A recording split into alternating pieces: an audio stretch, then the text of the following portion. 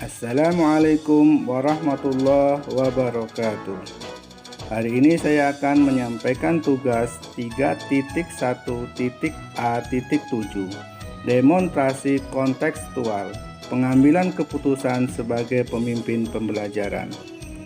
Sebelum pengambilan keputusan sebagai pemimpin pembelajaran, sebaiknya seorang guru harus memahami terlebih dahulu apa yang dimaksud dengan dilema etika dan bujukan moral. Dilema etika adalah situasi yang ketika seseorang harus memilih antara dua pilihan, di mana kedua pilihan secara moral tetapi bertentangan, benar versus benar. Sedangkan bujukan moral adalah situasi yang terjadi ketika seseorang harus membuat keputusan antara benar dan salah, benar versus salah. 4 paradigma dilema etika. Yang pertama, individu lawan masyarakat. Individu versus community. Yang kedua, rasa keadilan lawan rasa kasihan. Justice versus mercy. Yang ketiga, kebenaran lawan kesetiaan. True versus loyalty. Yang keempat, jangka pendek lawan jangka panjang. Short term versus long term. Terdapat 3 prinsip dilema etika. Yang pertama, berpikir berbasis hasil akhir, and best thinking. Yang kedua, berpikir berbasis peraturan, rule based thinking. Dan yang ketiga, berpikir berbasis rasa peduli, care based thinking. 9 langkah pengambilan dan pengujian keputusan. Di antaranya yaitu 1. Mengenali nilai-nilai yang saling bertentangan. 2. Menentukan siapa yang terlibat dalam situasi ini. 3. Kumpulkan fakta-fakta yang relevan dengan situasi ini. Yang keempat, pengujian benar atau salah, yaitu uji legal, uji regulasi, uji intuisi, uji publikasi, dan uji panutan atau idola. Selanjutnya yang kelima, pengujian paradigma benar lawan benar, yaitu diantaranya individu lawan masyarakat, individu versus community, rasa keadilan lawan rasa kasihan, justice versus mercy, kebenaran lawan kesetiaan, true versus loyalty, jangka pendek lawan jangka panjang, short term versus long term.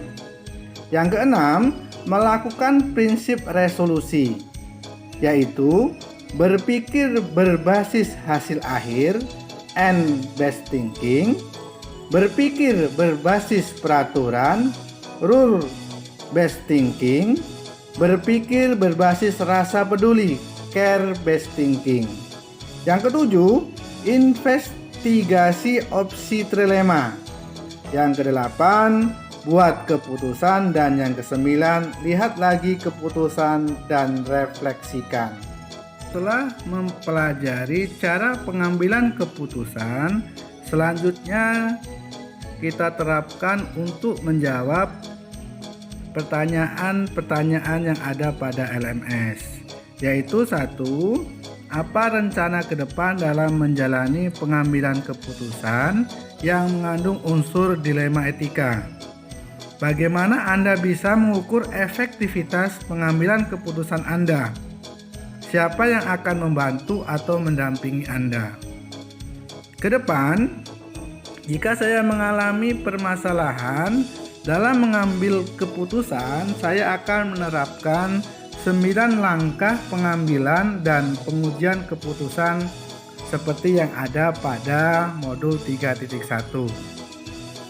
untuk mengukur efektivitas pengambilan keputusan, saya akan melihat permasalahan itu secara utuh, sehingga pengambilan keputusan yang saya lakukan mengandung nilai-nilai kebenaran universal. Kemudian yang membantu dan mendampingi saya yaitu orang-orang yang memiliki pengalaman dan pemikiran-pemikiran yang bijak, sehingga keputusan yang diambil merupakan keputusan yang terbaik, yaitu dengan meminta bantuan kepada kepala sekolah, rekan guru, tenaga kependidikan, dan lainnya. Selanjutnya, untuk menjawab pertanyaan nomor 2, bagaimana Anda akan menerapkan pengambilan keputusan seperti ini pada lingkungan Anda, pada murid-murid Anda, dan pada kolega guru-guru Anda yang lain? Kapan Anda akan menerapkannya? Saya akan menerapkan pada saat terjadi permasalahan, baik pada lingkungan saya, pada murid-murid saya, pada kolega guru-guru rekan mengajar saya, dengan menerapkan 9 langkah pengambilan dan pengujian keputusan yang saya sudah pelajari pada modul 3.1.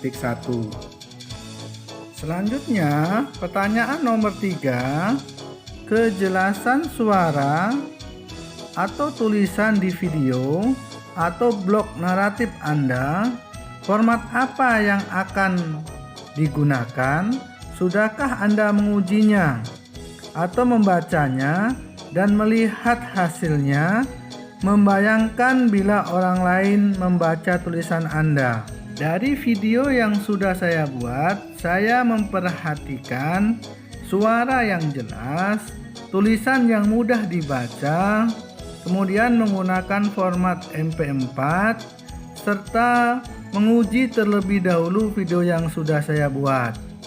Setelah itu, baru diupload melalui halaman YouTube dengan harapan menginspirasi orang lain dalam pengambilan keputusan yang mereka hadapi.